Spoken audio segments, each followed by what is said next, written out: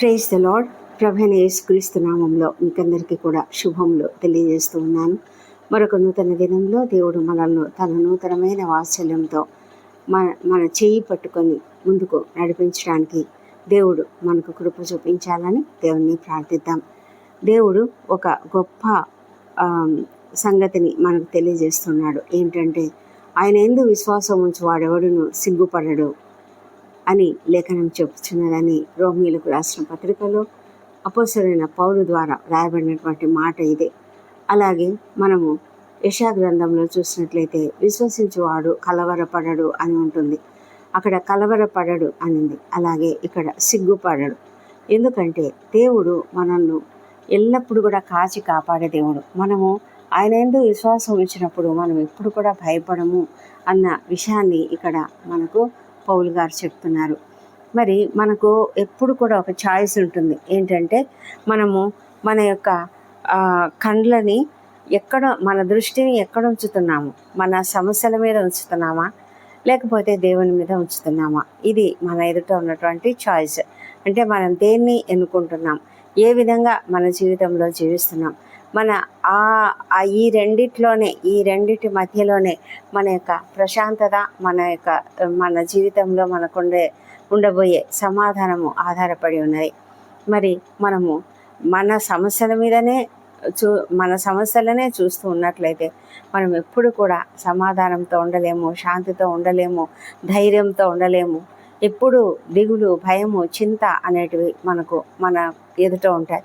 అయితే మనం ఎప్పుడైతే తండ్రి పైన, మన ప్రభువు పైన మన దృష్టి ఉంచుతామో అప్పుడు మనం అసలు కలవరం అనేది ఉండదు.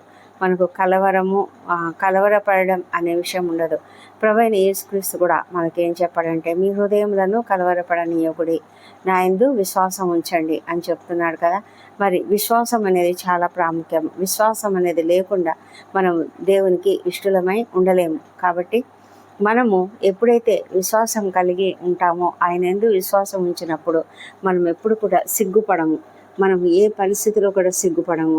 మన కష్టములలో, మన సమస్యలలో మనం ఉన్నప్పుడు మనం ఎప్పుడు కూడా సిగ్గుపడం. ఎందుకంటే సిగ్గుపడవలసిన అవసరం లేదు. సిగ్గుపడడం అనేది మనకు అసలు అది మనకు లేదన్నమాట.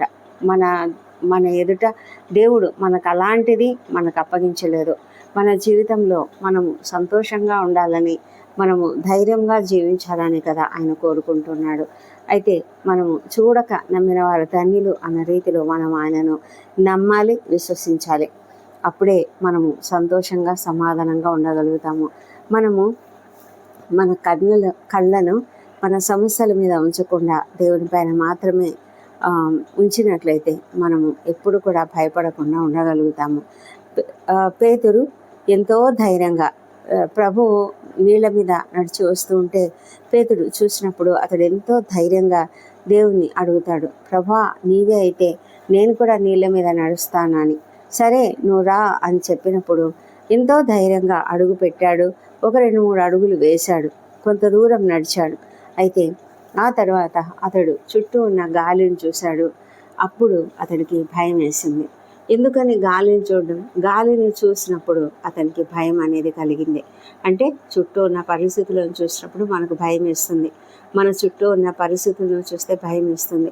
మన చుట్టూ ఉన్నటువంటి గొడవలు, మన చుట్టూ ఉన్నటువంటి ఇబ్బందులు, మన చుట్టూ ఉన్నటువంటి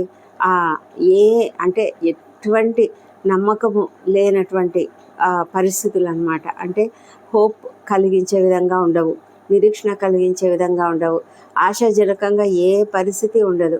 కానీ మనము దేవుని యందు విశ్వాసం ఉంచి దేవుని వైపే చూడాలి.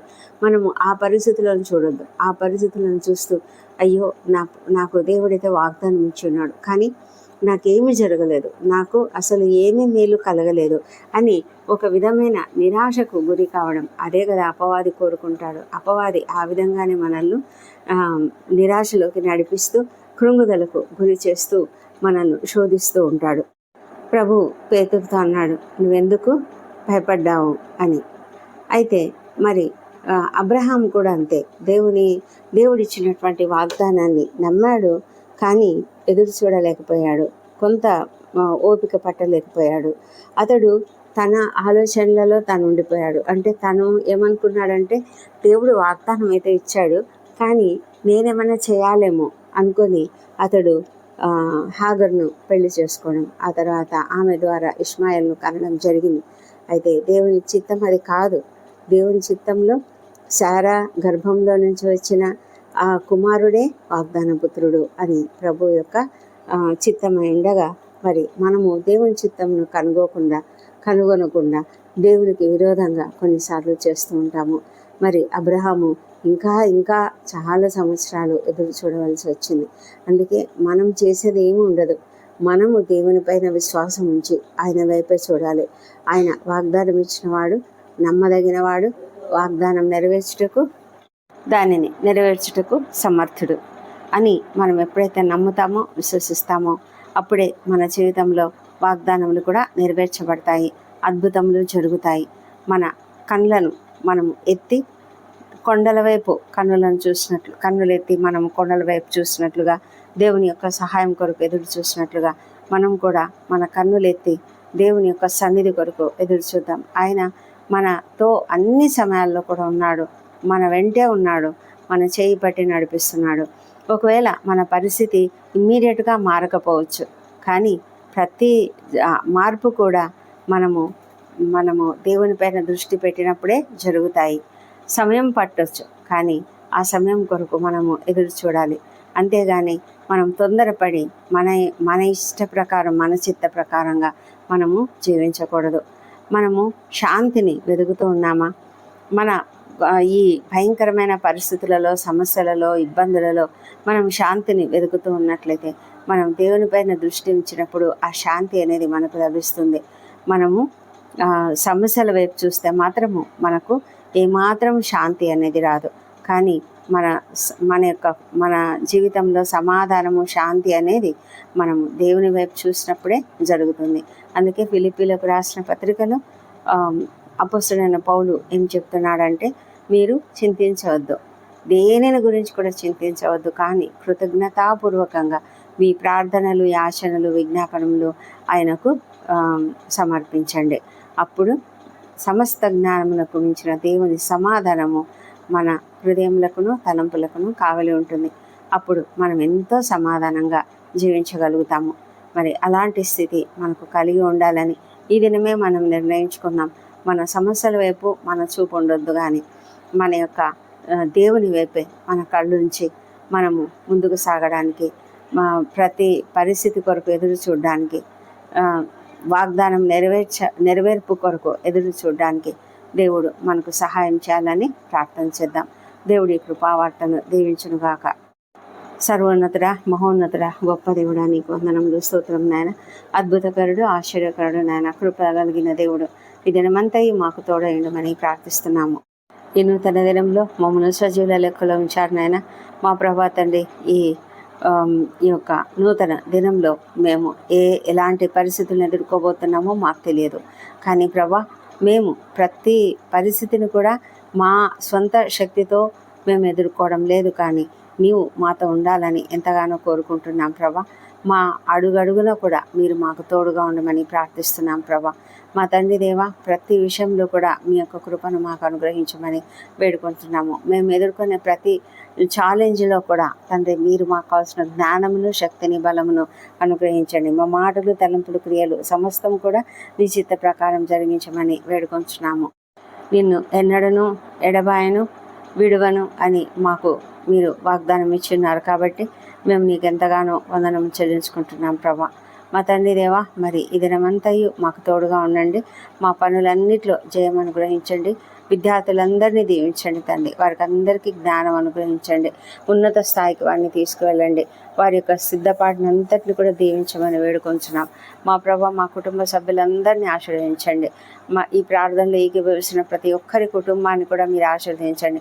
ప్రతి కుటుంబంలో శాంతిని, సమాధానం అనుగ్రహించండి ప్రభా. మా స్నేహితులను ఆశీర్వదించండి. మేము పనిచేస్తున్న స్థలంలో మా అధికారులను, మా కొలీగ్స్ను ప్రభా ప్రతి ఒక్కరిని ఆశీర్వదించండి ప్రభా. మేము దారిలో ఎంతో మందిని కలుసుకుంటూ ఉంటాం ప్రభా. ఎంతోమంది మాకు తారసపడుతూ ఉంటారు. అయితే ప్రభా, ప్రతి ఒక్కరి పట్ల కూడా మేము ప్రేమగా ఉండునట్లుగా సహాయం చేయమని ప్రార్థిస్తున్నాం. మా మాటలు ఎల్లప్పుడూ కూడా నీకు మహిమకరంగా ప్రభా ఇతరులకు క్షేమాభివృద్ధికరంగా ఉండునట్లుగా సహాయం చేయమని ప్రార్థిస్తున్నాం. మా తండ్రి దేవా, మరి ఎవరైతే అనారోగ్యంతో బాధపడుతున్నారో వారిని స్వస్థపరచండి. ఎంతోమంది క్రిటికల్ కండిషన్స్లో హాస్పిటల్స్లో ఉన్నారు, వేదనకరంగా బాధపడుతూ ఉన్నారు ప్రభా, ఐసీయూలలో ఉన్నారు, వెంటిలేటర్ పై ఉన్నారు నాన్న, వాళ్ళని కనికరించండి, సహాయం చేయండి తండ్రి. నిత్యము నీపైన ఆధారపడి ప్రభా నిన్ను ప్రార్థిస్తున్నటువంటి వాళ్ళను ప్రభా మీరు దయ ఉంచి స్వస్థపరచమని ప్రార్థిస్తున్నాం. ఎంతోమంది సర్జరీల కొరకు సిద్ధపడి ఉన్నారు మా ప్రభా, వారిని మీరు కనికరించండి, కావలసిన శక్తిని బలం అనుగ్రహించండి మా దేవా ప్రభా. మరి కోలుకునేలాగా, త్వరగా కోలుకునేలాగా సహాయం చేయమని వేడుకొంచున్నాము. కీమోథెరపీల గుండా మరి డయాలసిస్ల గుండా వెళ్తున్న వారిని కూడా దాన్ని దీవించి వారికి సహాయం చేయమని వేడుకొంచున్నాం తండ్రి. మిగిలిన ఇంటర్వ్యూలకు హాజరవుతున్న వారికి విజయం అనుగ్రహించండి మా ప్రభా తండ్రి. ప్రతి ఒక్కరూ ఉద్యోగం కలిగి ఉండాలి ప్రభా. వారికి ఎవరైతే నిరుద్యోగ సమస్యతో బాధపడుతున్నారో, కృంగుదలలో ఉన్నారో వారిని లేవనెత్తండి ప్రభా. ప్రతి ఒక్కరిని ప్రభా మీరు కాపాడండి. అప్పుల సమస్య, ఆర్థిక ఇబ్బందులు లేకుండా చేయమని ప్రార్థిస్తున్నాం తండ్రి. మా తండ్రి దేవా, నీ కృప ప్రతి ఒక్కరిపైన కుమ్మరించమని వేడుకొంచున్నాం. వివాహ ప్రయత్నం సఫలం చేయండి. సంతానం కొరకు ఎదురు చూసిన బిడ్డలను మీరు దర్శించండి తండ్రి. మా ప్రభా, ప్రతి ఒక్కరిని కూడా నాయన మీరు ఎంతో ప్రేమిస్తున్నారు ప్రభా. మీరు ఆశపడి ప్రాణంను తృప్తిపరిచే దేవుడు, ఇంకా సాధ్యమైనది ఏదీ లేదు తండ్రి. కృప చూపించమని వేడుకొంచున్నాం. మా ప్రభా, గర్భిణీ స్త్రీలను ఆశ్రయించండి, వారికి సుఖమైన ప్రసవం అనుగ్రహించమని ప్రార్థిస్తున్నాం. వృద్ధులను, చిన్నారులను దీవించి వారికి అందరికీ మీ కాపుదల భద్రత అనుగ్రహించమని ప్రార్థిస్తున్నాం ప్రభా. వేసవి తీవ్రత అధికంగా ఉంటుండగా ప్రతి ఒక్కరిని మీ కాపుదల భద్రంగా కాపాడమని వేడుకొంచున్నాము మా ప్రభా తండ్రి. మరి మా జీవితాలలో మేము దుఃఖం కలిగినప్పుడు ఎప్పుడు కూడా కృంగుదలకు గురి కాకుండా మమ్మల్ని కాపాడండి తండ్రి ప్రభా. మా పరిస్థితులను చూసి భయపడకుండా కాపాడండి. అవును, ఎంతోమంది ప్రభా భయంకరమైన పరిస్థితులలో ఉన్నారు, కష్టాలలో ఉన్నారు, ఇబ్బందులలో ఉన్నారు మా తండ్రి, సమస్యలలో ఉన్నారు ప్రభా.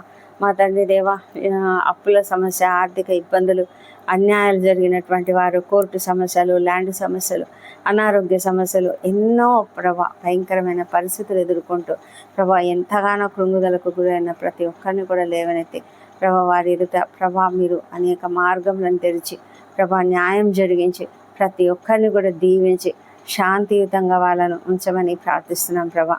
సమాధానం ప్రతి ఒక్కరి జీవితంలో కుమ్మరించమని వేడుకొంచున్నాం ప్రభా. ప్రయాణాలు చేసిన వాళ్ళను క్షేమంగా భద్రంగా కాపాడండి మా తండ్రి దేవా. ఉద్యోగ జీవితాలలో సమస్యలు ఎదుర్కొంటున్న వారిని దీవించి వారి పరిస్థితులన్నీ బాగు చేయమని వేడుకొంచున్నాం ప్రభా. ప్రపంచమంతటా శాంతి సమాధానం అనుగ్రహించండి మా దేవా ప్రభా. మరి ఇజ్రాయెల్ దేశంను దీవించండి, యెరూషలేమును దీవించండి, వారి నగరులలో క్షేమమును, వారి ప్రాకారములలో నెమ్మదిని దయచేయమని ప్రార్థిస్తున్నాం తండ్రి దేవా. మా దేశంను దీవించి మా దేశంపై నీ పరిశుద్ధాత్మను కుమ్మరించండి. ప్రతి ఒక్కరూ నిన్ను తెలుసుకునేలాగా సహాయం చేయండి నాయన మా ప్రభా తండ్రి. అధికారులు, ఉద్యోగులు, పరిపాలకులు అందరూ కూడా నీతిగా నిజాయితీగా పనిచేయనట్లుగా సహాయం చేయండి. ప్రాముఖ్యంగా ప్రభా సేవకులపైన మరి స్వార్థికులపైన ఎన్నో రకాలుగా దాడులు జరుగుతున్నాయి తండ్రి. దయ ఉంచండి ప్రభా. ప్రతి ఒక్కరిని కాపాడండి. ఆ దాడులను అరికట్టమని ప్రార్థిస్తున్నాం ప్రభా. మా తండ్రి దేవా, మీరు ఎల్లప్పుడూ కూడా మాకందరికీ కూడా సహాయం చేసి మేము ధైర్యంగా ప్రతి పరిస్థితిని ఎదుర్కోవడానికి కృప చూపించమని వేడుకుంటున్నాం ప్రభా. మా తండ్రి దేవా, ఇంకా మా ప్రార్థనలు కోరి ప్రతి ఒక్కరిని కూడా జ్ఞాపకం చేసుకునండి తండ్రి ప్రభా. ఏ సమస్యలు ఎవరెవరికి ఉన్నాయో ఆ ప్రతి సమస్య నుంచి కూడా ప్రతి ఒక్కరికి విడుదలను దయచేయండి. మీరు కరుణించే దేవుడు, కాపాడే దేవుడు, ప్రతి ఒక్కరిని దీవించి నడిపించమని ప్రార్థిస్తున్నాం మా తండ్రి దేవ. ఈ దినం బర్త్డేలు, వివాహ దినం జరుపుకుంటున్న బిడ్డను దీవించండి. గడిచిన సంవత్సరం అంతా తండ్రి మీరు వారికి చేసిన ప్రతి మేలును బట్టి నీకు వందనములు. రాబోయే సంవత్సరంలో ఇంకా అధికమైన మేలులను వారికి అనుగ్రహించమని ప్రార్థిస్తున్నాం తండ్రి దేవా ప్రభా. దయగల దేవుడు, వారిపైన నీ ముఖకాంతిని ప్రకాశింపజేసి ప్రభా శాంతిని సమాధానమును వారిపైన కుమ్మరించమని ప్రార్థిస్తున్నాం మా తండ్రి దేవా. మమ్మల్ని అందరినీ కూడా ఈ పగలంతా కూడా మాకు తోడుగా ఉండి మా పని అన్నిట్లో కూడా నేను తోడుగా ఉండి నడిపించమని వేడుకుంటున్నాము. మా పనులన్నీ కూడా జయప్రదంగా జరిగించమని వేడుకుంటున్నాం తండ్రి ప్రభా. మా ప్రార్థనలన్నీ మీరు అంగీకరించి జవాబులు ఇచ్చినందుకు నీకు వందనములు. ఈ ప్రార్థనలన్నీ మా ప్రభువును, మా ప్రియ రక్షకుడునైన యేసుక్రీస్తు అత్యంత శక్తిగల నామంలో అడిగి పొంది ఉన్నామని నమ్ముతూ నీకు స్తోత్రం తెలుస్తున్నాం తండ్రి. ఆమెన్. ఆమెన్.